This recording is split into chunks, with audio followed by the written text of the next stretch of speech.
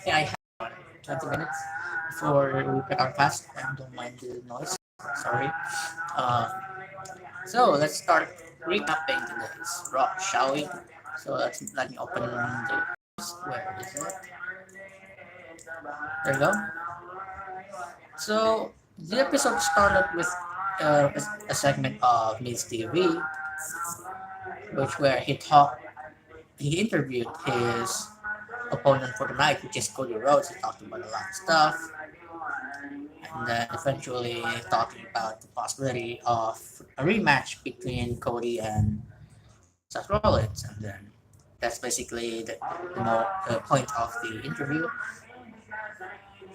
And then we got a squash match between Dominic Mysterio against Veer, and Veer dominates Dominic on this one, and Ray is nowhere to be seen. Like literally, Ray is nowhere to be seen on this episode. He's not there with his son. He's nowhere. Like not a um. He doesn't even have like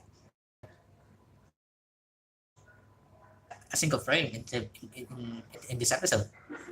And then so Veer dominates him and then locks him in like a camel clutch position, but it's like a motorbike. So where he only holds one part of his body and then just stretch this part of the neck. And then he won by that match, but then he decided to keep doing it after the match ended and resulting kayfabe injury. Yeah, so storyline injured Dominic Mysterio, where they literally brought like a stretcher, and then brought Dominic to an ambulance, and then we got a a segment between Damien Priest and AJ Styles like earlier that day. AJ started attacking um, Damien Priest, and then they got a match. The match was pretty solid, but the ending was kind of weird because I know that they don't want to make like each each superstar lose and lost their momentum. So if anything, they know contest where Damien Priest just stands in the middle of the ring where like a dark purple light shine from the top of the arena towards his body. I don't know what that means. The ending was pretty stupid, but yeah, that's basically what we got. And then we got Cody Rhodes versus The Miz. Before the match even happened, Seth Rollins made his entrance to watch the match from the announcement table. Yeah, from the announcement table. And then after the match ended, Seth said that the only reason why Cody won on WrestleMania is because he doesn't know who his opponent is, but now he knows that he's fighting like how Cody has become, like what kind of wrestler he is, and then um, he wants the rematch with Cody, and then Cody said yes. So yeah, they're going to have a rematch probably on WrestleMania Backlash. And then we've got a segment with Tommaso Ciampa making his debut on Raw. He doesn't do anything. He's just there. Probably did like a main event episode or maybe a dark match after Raw. I don't know. So yeah, basically he's there to confirm that yeah he's on Raw. And then Ezekiel comes in and he did an introduction to Tommaso Ciampa.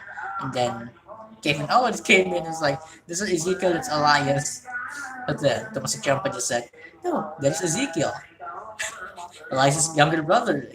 And this is going to be really funny. Like this gimmick is going to be really funny between Ezekiel.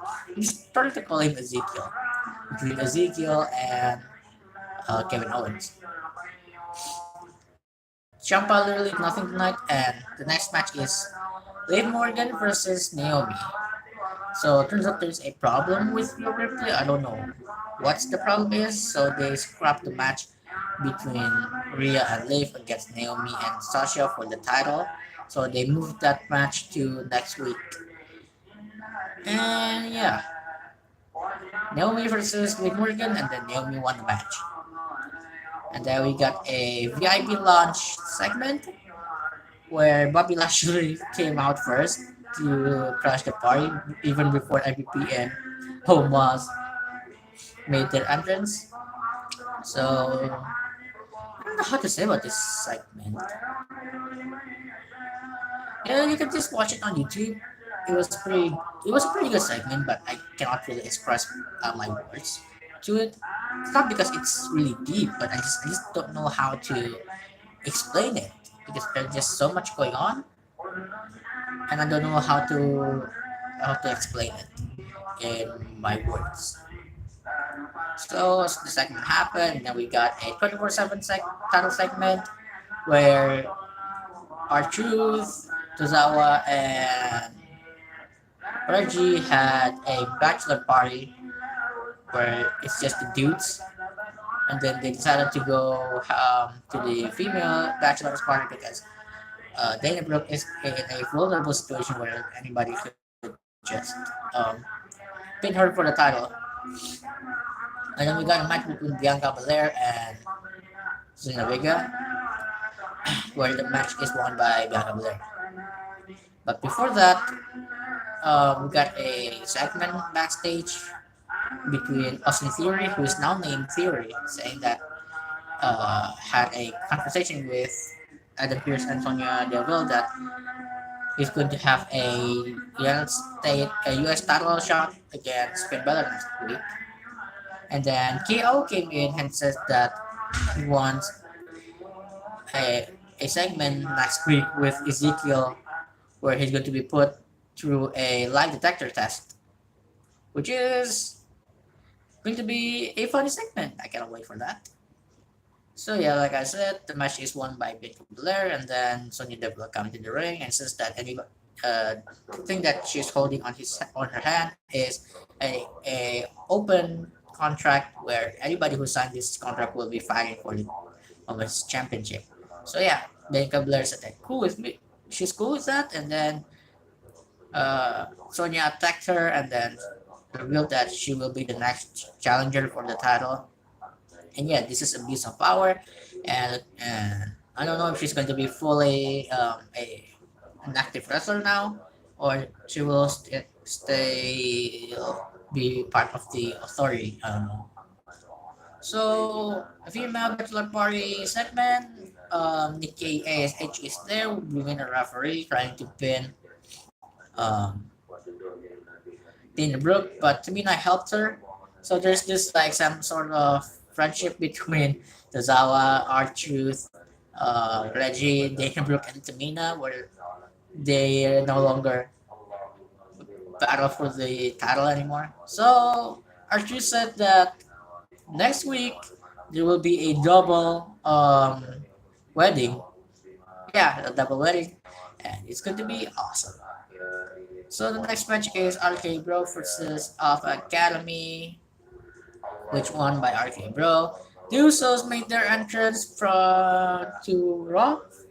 They said that they want to unify the title, but then Street Profits came out and said that you guys have to wait back in line because they are currently the one that's going to fight RK Bro for the title.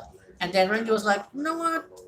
Just go fight, you two. Just go fight. So Street Profits versus the Usos for the main event of today's Raw.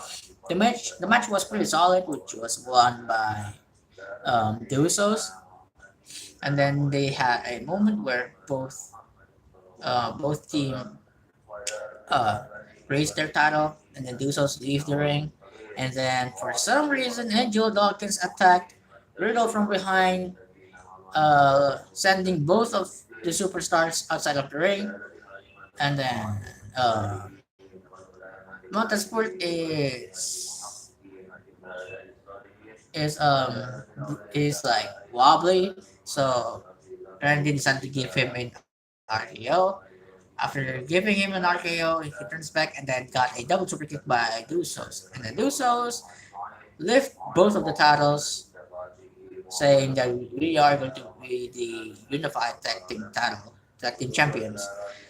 Again, what is Street Profits' role in this? in this situation? Are they face? Are they heel? I don't understand.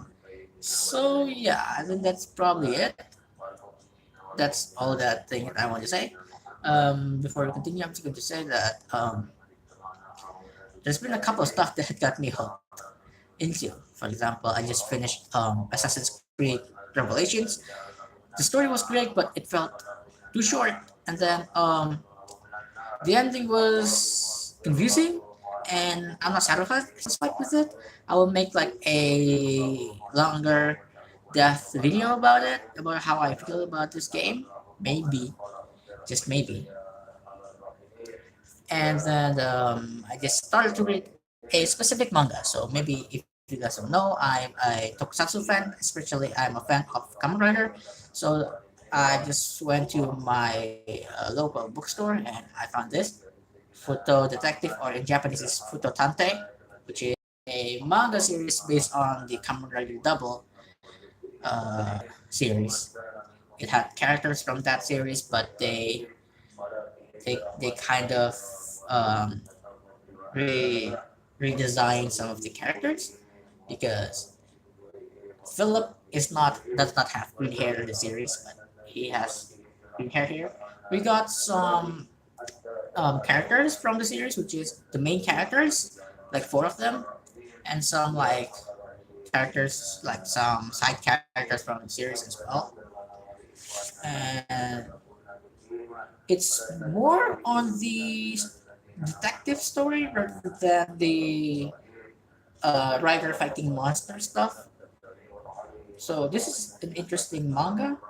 And if you like Kamen Rider, I recommend you to read it. I just read the volume one and it's amazing. There's a lot of stuff that still need to be unpackaged from the story. I also bought the volume two that I haven't read. This is amazing and I recommend you guys to read it if you like Kamen Rider. And you will, especially if you watch Kamen Rider Double, you will appreciate all the reference that they made in this manga.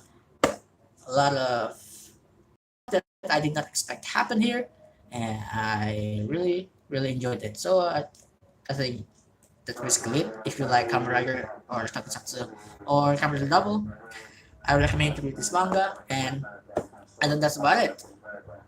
I just recapped today's Raw, and I'm going to do NXT tomorrow. So yeah, peace out, everybody.